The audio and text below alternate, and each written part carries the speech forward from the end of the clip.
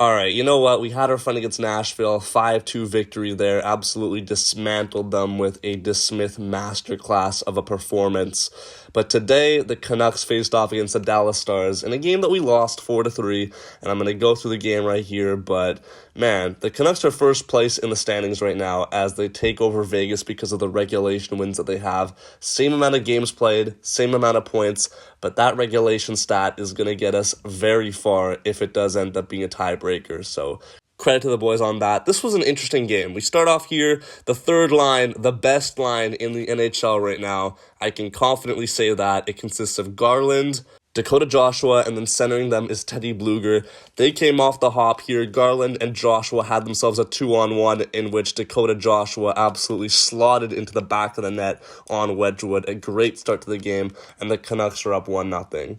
After that was an absolute onslaught for the Dallas Stars. You could kind of tell that something was going to happen because the Stars hadn't played in 3 games. It was their home. And Shorthouse, I love you, man. But you shouldn't have kept saying that the Canucks had beaten the Stars 7 straight games. I knew that was going to jinx us in some fashion.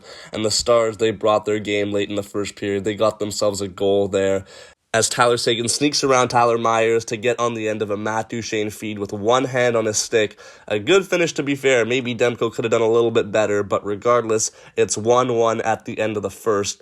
And then early on in the second, there's a bit of a mix-up between the D pairing of Zadorov and Myers, as no one really knows who's marking who. It leaves Jason Robertson open, and then he finds Rope Hintz in the front, who buries it 5-hole on Demko. And you're going to notice the 5-hole being a bit of a theme for Demko in this game. Maybe something Ian Clark should take note of for next practice. But that being said, later on, Quinn Hughes with an incredible stretch pass finds JT Miller, who darts down the right side of the wing, curls back, and then finds an absolutely blazing Brock Besser as he finds himself with another goal, his 24th of the year, and he stays within reach of Austin Matthews, who can't stop scoring. It's frustrating me, but credit to Austin Matthews. The guy's keeping up a hell of a pace there at top of the leaderboards. But yeah, 2-2 deadlocked at the end of the second period, the same way that we ended the first. We head to the third period, where the third line, the best line in the NHL, Garland, Joshua, and Blueger, combined for an absolute masterclass of a goal. You can see here that all 3 contribute.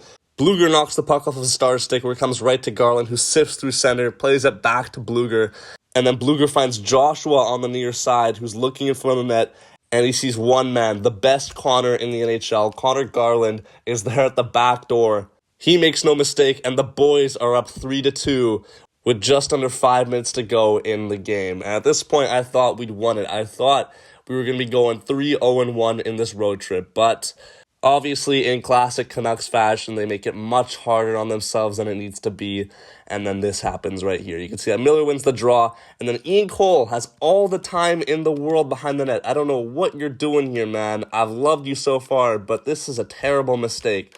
He doesn't even look up. He plays it around to the far side where his winger Joshua isn't even there.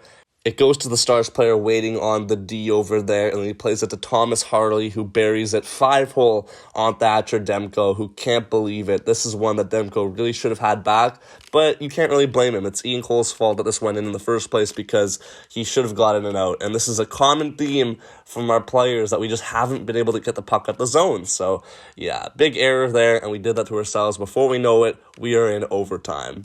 So in overtime, obviously, it's nerve-wracking times. My heart's beating pretty fast leading up to it. But the Stars took the fun out of this overtime. They just kept the puck for themselves. And I was thinking, man, they're just going to drain the clock and then play their best guys like Duchene and Seguin in the shootout, and they're going to win it. Unless we get a chance. We need one break, and that's exactly what we got. The Canucks had a 2-on-0 with Pettersson and Joshua, who is red hot right now. They're in, and I'm thinking, man, we've done it. We're going to win. We're going to go home. It's going to be a happy night. Let's go.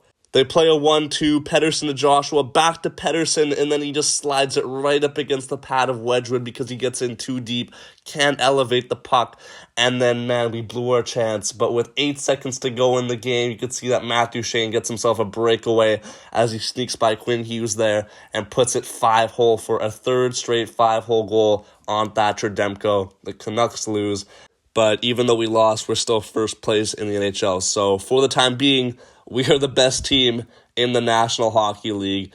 Not sure how long this will last, but it's enjoyable for what it is. Canucks fans, let me know your thoughts on the game and on this video. Thank you guys so much for watching. Make sure you like, comment, and subscribe if you're new, and I'll catch you guys in the next one. Peace out, and take care.